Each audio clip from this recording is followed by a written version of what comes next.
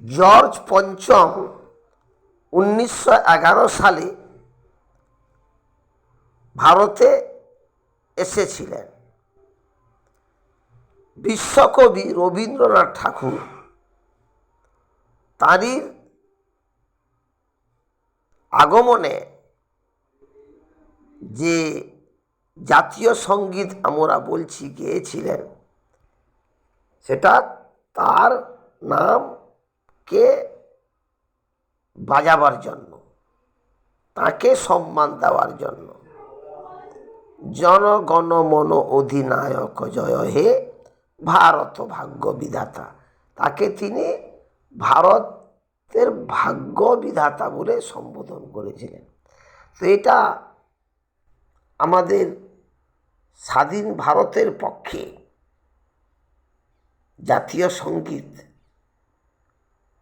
কতটা যুক্তিযুক্ত হবে আপনারা ভাবুন। আমার আবেদন, আজকে এইমাত্র শুনলাম ইউটিউবে একজন ভারতবাসী বলছেন, জনগণ মন অধিনায়ক জয় হে, এই গানটা গাওয়া হয়েছিল বিশ্বকবি রবীন্দ্রনাথ ঠাকুরের তরফ থেকে। জর্জ পঞ্চম 1911 সালে ভারতবর্ষে এসেছিলেন তাকে উদ্দেশ্য করে। অতএব এটা চাটুকারিতা, ইংরেজের চাটুকারিতা, ইংরেজকে গুণগানে গুণান্বিত করা, ভারত বিধাতা হিসাবে তাকে গণ্য করা।